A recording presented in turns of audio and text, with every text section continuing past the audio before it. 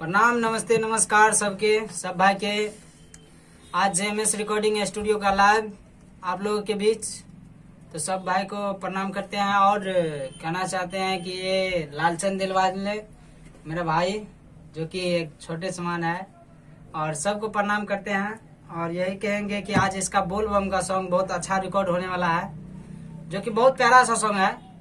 और 2 लाइन गा के भी सुनाएगा आप लोगों को। कौन सा सॉन्ग है? एक बार गा के सुना दीजिए। गाना का टाइटल क्या है सॉन्ग का? यही ले सावन के महीना, बोल बम जाई के महीना। हे भौजी, हे भौजी, यही ले सावन के महीना। हे भौजी कि जो ही बई सुल्तानगंज हमें भाभी, जलावा भरबई हम यहाँ जी। कि जो ही बई सुल्तानगंज हमें भाभी, जलावा भरबई हम यहाँ जी। तो सुन लिया आप लोग, कितना अच्छा गाना है आप लोग इनका, इन भाई का कितना अच्छा सावन का सॉन्ग है। तो आप जरूर प्यार दीजिएगा इन भाई को। और चलिए आप लोगों को वहाँ लाइव दिखाते हैं। लाइव दिखाते हैं आप। बाबा जाता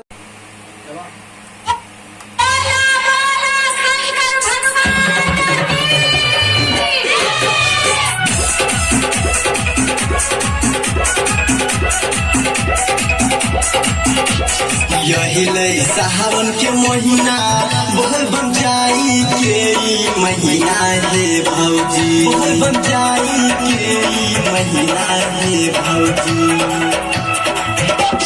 यही ले सावन के महीना, बोल बम जाई के महीना।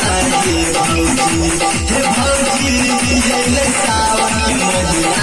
रे भौजी, जही बड़ी सुल्तानगंज हमें भाभी, जलावा भरबई हम यहाँ जी। कि जही बड़ी सुल्तानगंज हमें भाभी, जलावा भरबई हम यहाँ जी। यही ले सावन के महीना, बोल बम जाई के महीना। रे भौजी, हे भौजी, यही ले सावन के महीना। रे भौजी, कि जही बड़ी सुल्तानगंज हमें भाभी, जलावा भरबई हम यहाँ जी। कि जही बड़ी सुल्तानगंज हमें भाभी, जलावा भरबई हम यहाँ जी।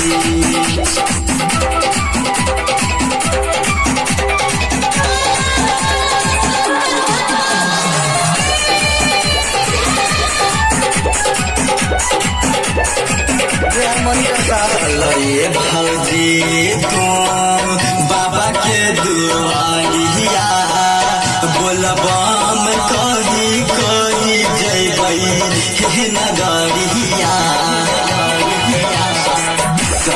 ये भौजी तू बाबा के दुआरिया, बोल बम कही कही जैबई हे नगरिया।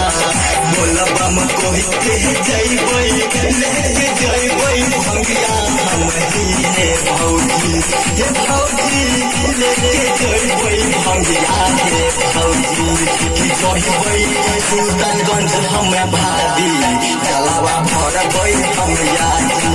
कि जैबई सुल्तानगंज हमें भाभी, जलावा भरबई हम यहाँ जी।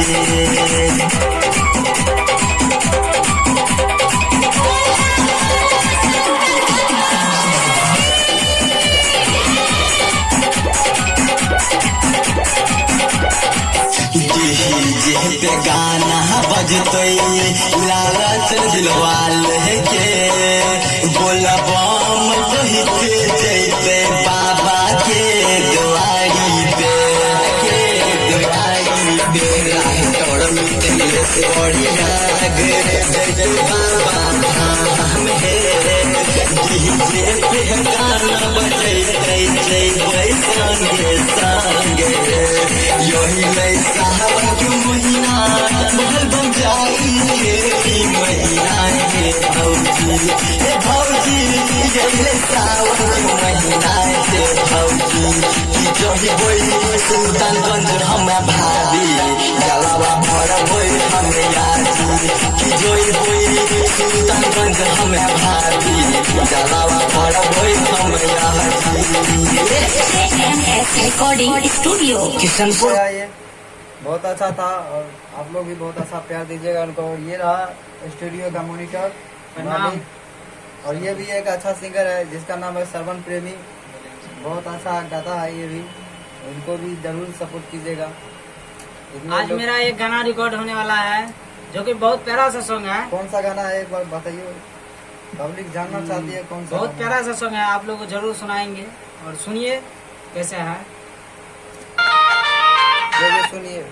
सुन सुन है गए रनिया तोरे बने कनिया, तू ही तो हमर छही दिलवा के दिल जनिया।